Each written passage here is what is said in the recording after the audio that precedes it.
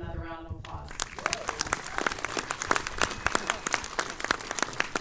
My name is Stacey Wilson-Hunt. I'm an entertainment journalist based here in LA, and I'm so honored to speak to some of the incredible creative people who made this film. So let's get started without wasting any time. Alan Robert Murray, supervising sound editor.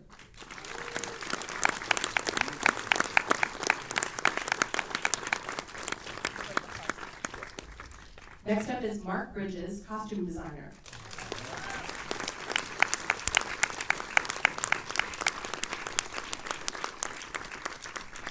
Larry Sher, cinematographer.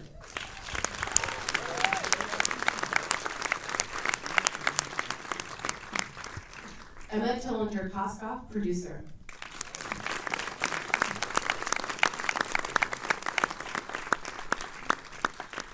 And the maestro behind this whole thing, Todd Phillips, director.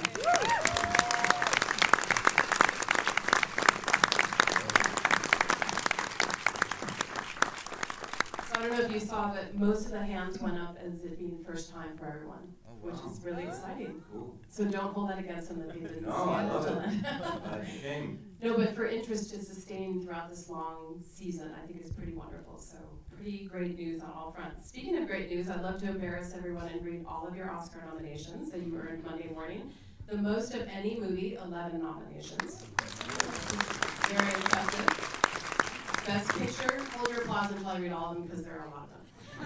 Best Picture, Best Director, Best Actor, Best Adapted Screenplay, Cinematography, Costume Design, Editing, Film Editing, Makeup and Hairstyling, Original Score, Sound Editing, and Sound Mixing. So it's very impressive. So before we dive into Joker, which there's so much to discuss, I would love to know from each of you, what was your big break moment in Hollywood and who gave it to you? I'm going to start with Todd.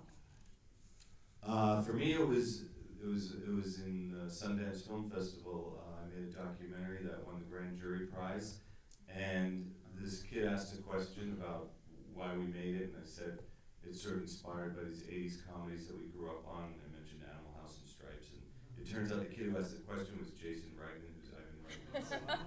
Ivan Reitman's son, but he was 17 or 18. What year is this? It was 97 or 98. Wow, that was fortuitous. Yeah, and so then I'm walking down the street, Main Street, and Jason goes, "Dad, this is the guy I told you about. This is it." And I met Ivan Reitman, and he went on and he produced my first movie, which was a comedy called Road Trip. Yes, we remember Road Trip. Yeah. And said that was the break. Wow, So that's it was a good very one. timing and lucky, really. It's an incredible confluence of time and life, yes. How about you, Emma? I don't know if I had like a big break because it was a slow, methodical burn, but I guess the big break would have been fully producing The Wolf of Wall Street from Martin Scorsese.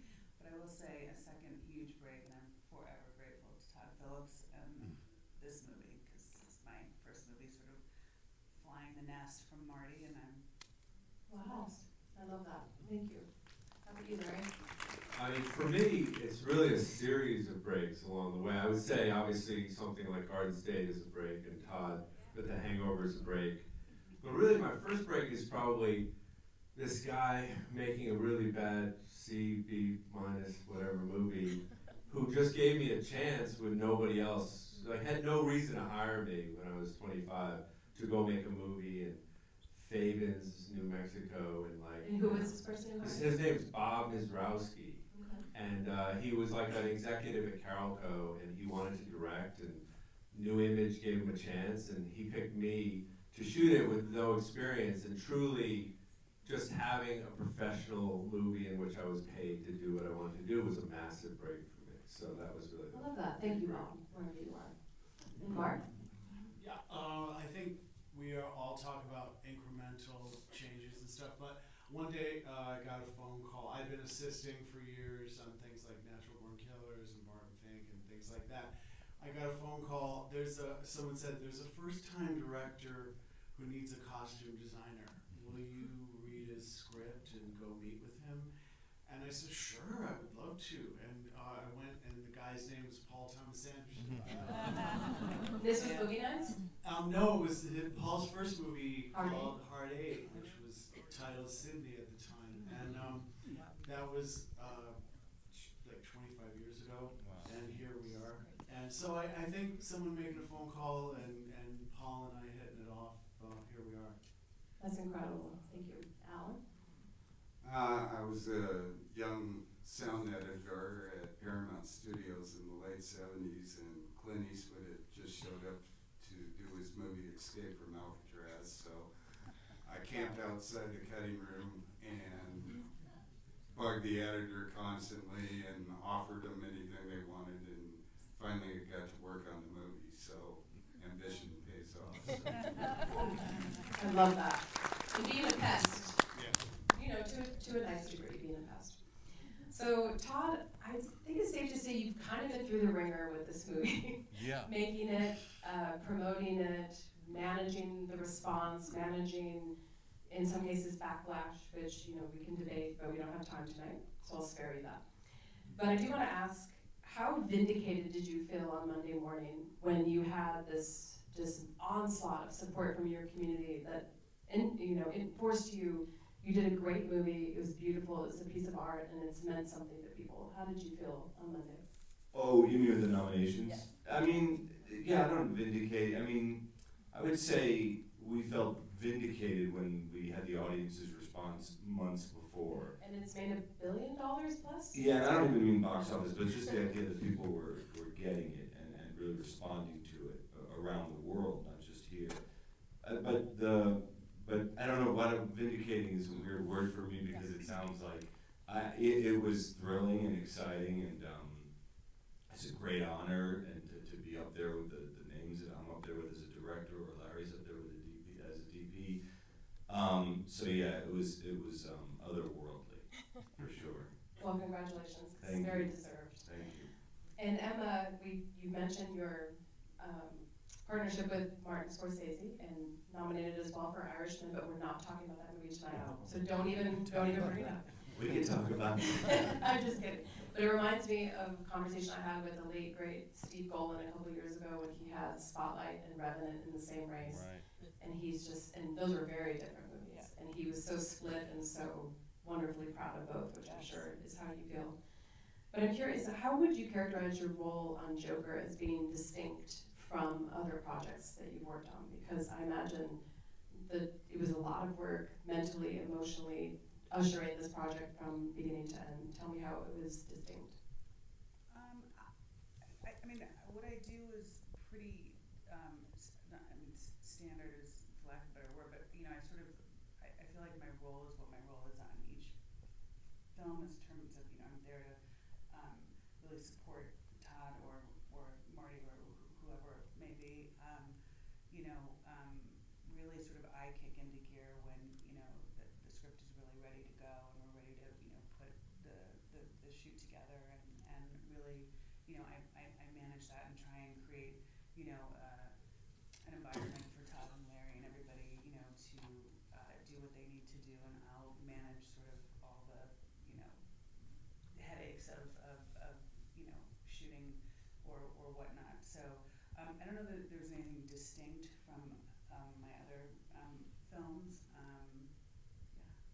And Todd, what would you say Emma gave you in terms of feedback, either on the script or even just during the process, that you feel really either saved a scene or saved a moment that you've been struggling with, or just overall support that you feel? I mean, it's a general thing. It's hard to put your finger on what producers do, really. I mean, with Emma, there's so, well, it's hard to kind of explain it because it's so really much. what it is, it's everything. Yeah, it's like there's not one thing where she'd come and say, this scene, if you do that, it's just not how it works. It's more of a amalgamation of things. And, you know, Emma is a gangster in New York. She runs New York City, I'm sure because of her relationship with Marty. And so to have her on this film, which we shot in New York, she just got so many things done for us and put together an A+ crew of New York talent, from, you know, gaffers on down,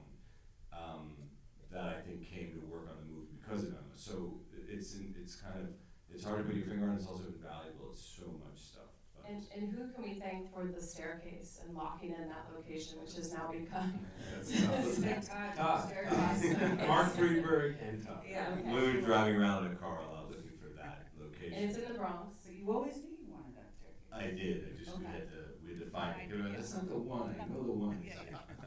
know the people who live near there probably can't save themselves from all the selfies of people taking pictures at the top. But that's a good thing. It means that you've made an iconic scene. Right. So for the craftsmen on the panel, I rewatched the movie last night, and I'm so struck by, and maybe I sort of thought this the first time, but it really occurred to me this time, the movie feels like this interesting purgatory of past and present, where it's this sort of familiar 70s aesthetic, but also dystopian, and almost like a limbo. And there are sort of as many realism moments with sort of the pop music cues, where it's like, oh, I know that song, but also moments of, that's not a real street. So you're taking us to both places. So with Lawrence, I'd love to start, when you're shooting a movie like this that has a foundation in reality, but that also doesn't in a way, what was your initial vision when you were working with Todd to create this, a feeling of something we've seen before, but that we hadn't at the same time? Yeah, that's a great question. I think your description of it, I think, is really apt in terms of, we certainly knew as a character piece, and us growing up near and around New York City, had a very specific vision of what, let's say, 1980 Manhattan looked like, and we're shooting it for Gotham. But so there's like that memory of what the movie should look like, and we always start, I think, always from a place of reality, because just, I think, by its nature, we feel like this movie, first and foremost, wants to engage the audience emotionally, and if we can feel like it doesn't take the audience out by being unrealistic, then that's the starting place. But I think as we looked for references and tried to find the look of the movie, I think it went to that ethereal place where we weren't trying to mimic a 70s movie, we weren't trying to sort of ape some other look, and so each time we looked for references, we just kept saying, well, that's not quite it. And I think it's like every part of the movie, you discover it as you make it, and I think we knew it needed to be something that was realistic, but not, and realistic, but beautiful, and could have some art behind it, but without ever being self-conscious. So with all of that kind of swimming around, then it becomes the movie that it became.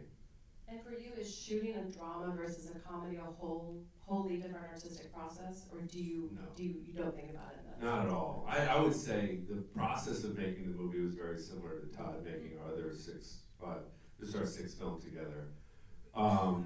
That part felt the same. I think it's just there's more silence in the movie. There's a lot of scenes with one person, so it just allows opportunities for more sort of lyrical and meditative and expressionistic moments, simply by the nature of like the story and the fact that it's really a singular character study for so much. The pace and music and all that just drives it towards something that I think was always part of our filmmaking lexicon, but it just, we had an opportunity to sort of show it a bit more.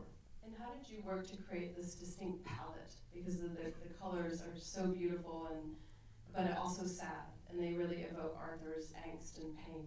How did you work? Yeah, I mean, as Todd knows, sometimes we're in agreement, sometimes we're not, even going back to like Due Date, which is I like color, and I like mixing color, and I like the way real colors mix together, and because we were trying to mimic certainly a period in which there was a lot of artificial light mixing with natural light, that is sort of representative of the four main color palettes in the movie. That's sort of heavy cyan, the burnt orange, the yellow, and then just a straight blue from like, even the daylight stuff has a little bit in there. So I think the combination and how those mix together, I think, is always something certainly I am drawn to, in how you can evoke emotion through lighting and through the color of the lights. So it's always present as we sort of tick off. We prepare for a script much like an actor would. We go through, we decide on like what the vibe is, and if we want something to change in the scene, we create that. So if he's watching television with his mom, we'll create a lighting cue so that he turns off the lights, and now he's suddenly bathed in blue to go into that fantasy. Because blue is a bit more of the sort of lonely part of Joaquin. So we never want it to be self-conscious, but we want it to, certainly it's always thought out. I love it, so very well done. Mark, I'd love to talk about Arthur's now iconic suit that he wears at the end for the amazing third act. How many iterations of that did you go through, colors-wise, his shoes? not that I'm supposed to love what he's wearing, but last night when I was rewatching, I was like, I really love his suit. I love the colors that he knows how to dress himself. And also the decision to dye the hair green, all of that. What informed, obviously there's a callback to a lot of the Joker references that we're used to, but it's also wholesale invention. Right. You know, one choice makes you go to the next one, I think. And it was written in the script that he owned a terracotta suit, I think, and I wasn't crazy about that color. It didn't seem strong enough. But certainly maroon was that period. So I made him a maroon suit, and we used 2 of the pieces when he was doing his stand-up act. He had the gold vest from his Happy the Clown outfit. You know, you work on character, where would he get this stuff? You know, of course I looked at what the Joker was like when he first appeared in the cartoons, striped pants, purple suit, where's he gonna get that? You know, I grew up loving Cesar Romero as the Joker, so we got a green shirt. I thought the green shirt was cool. I thought the shoes were kind of quirky, you know, but supposedly it's, you know, the suit came from his wardrobe. The vest came from his own wardrobe. He found the shirt in the corner, he hadn't worn it in years, and the shoes were from Ha-Ha's clown shop, you know. It was to feel like he could access it and put it together in such a way that made it exciting. I think Todd and I wasn't sure what movement. I wanted a couple of different colors. I wasn't sure whether, like a maroon and then a little brighter red and then finally a red, the 3 times we saw the suit. I was asking Todd, like, do you want to go dark to intense or intense to dark? You know, and I think Todd settled he wanted it the most intense for this, and it worked out beautifully. But just to clarify, the idea is it's that same suit. He has the same suit he's wearing doing stand-up is this suit, but Mark subtly sort of changed the fabric to get brighter and brighter. But it's meant to be the same suit, so he owns one suit, he wore it, right? It's kind of emotionally, like what was going on with him too, and you really weren't, we had another suit in the middle that didn't make it. It did make it, when you said that was cool, when he's doing his Murray, when he's practicing Murray, that's the middle suit. So there are 3 different suits Yes, going on. so like I said, there's 3 different suits. And so it's supposed to intensify, you know, what's going on in his head. That was a thought. I thought it was cool. He thought it was cool. We liked I love it. that's just one decision for one thing Exactly. you have to make out of hundreds of decisions. Yeah. Yeah, but the Joker costume's the Pretty big important. decision of this Yes. movie, I think. Yeah. So we felt a lot of pressure on that. I would say What is he it doing? informed the key art, it informed Yeah, but its now iconic image. It didn't seem like, oh God, what are we gonna do? No. It was just, you know, we try things, we like things, we don't like things. But in your life, what does seem like, oh God, what are we going to do? Yeah, exactly. Mark has the best attitude about everything. You like it? It's a good vibe to have on set, right? It's the best. So Alan, I would love to talk about, I had a fascinating conversation with the Safdie brothers about Uncut Gems a few weeks ago. Another movie that Emma worked on, you guys, 3 in 1 season. I know, it's ridiculous. And I was so curious how they gathered the sound for their movie, which is filled with cacophony, similarly to Joker, very different, but to that same dramatic effect. And I was curious when I asked them a similar question, how much did you gather while you were shooting, and then how much did you think in post or while in editing, gosh, we really need more subway noise here, we need more, and Arthur obviously has a lot of noise in his head too that, you know, is either imagined or is actually real. How much did you feel you had to correct after the fact? Well, right at the end of shooting, when I started getting involved, we contacted Todd Maitland, the production mixer, who lives in New York. And I had this, we had discussed about creating a 3D sound field for Joker, so you always felt you were there with Arthur, and you were in the middle of everything that was going on. So I had found this ambisonic mic, which records a 360-degree sound field. So we sent that, or we had Todd get that in New York, and he went out late at night and went on the subway trains, recorded in the tenements, recorded in the streets, So we got this really cool 3D beginning library of sounds, and then we had to change them a little bit to make it more Gotham, not just New York. And and then the sound, after laying down, we call it the carpet or the backgrounds of the movie, then the sound had to mirror the conflict that Arthur was going through. So as it got more intense and everything, the sound had to get more abrasive, more sinister. So the sound was always changing throughout the movie depending on what Arthur was going through. So fascinating. It's so well done. Thank you. So Joaquin is not here, but he is. It's just hard to describe what he pulled off in this movie. The commitment, physically, emotionally, I can't even imagine it. How did the toll that was sort of being taken on him as a performer, how did each of you work to sort of take care of him during production? Rewatching the movie, seeing him running up steps and thinking he must have been so hungry. He must have been so tired from just how dilapidated he looked and felt, which is obviously so crucial to the character. But Todd, maybe tell me a little bit about how did you take care of him during production? Well, he doesn't really want to be taken care of, particularly as the actor, meaning as Arthur. He didn't want, all these sort of accoutrements an actor might get on set and here run So did over he with this. remove himself as much as possible? Yeah, I would say in that respect, he really inhabited Arthur in a lot of ways, and so really the rest of it was just working with him as an actor. But it wasn't so much, he lost all that weight, and he definitely was more fragile. But I think he really wanted to live in that space, right? I mean, I don't think we had to adjust anything for him in any ways except his waistband that Mark. I was going to ask about the cost. Did you have to take in his suit as he was losing weight? Yeah, we did. And then at some point I just stopped. And he was fine with it. I think he liked having to hike him up, or Right. don't you think? Yeah, like always having to pull him up and Because we could have done anything, and he was just like, okay, that's fine. That's fine. And I think it looks a little sad. I think it helps.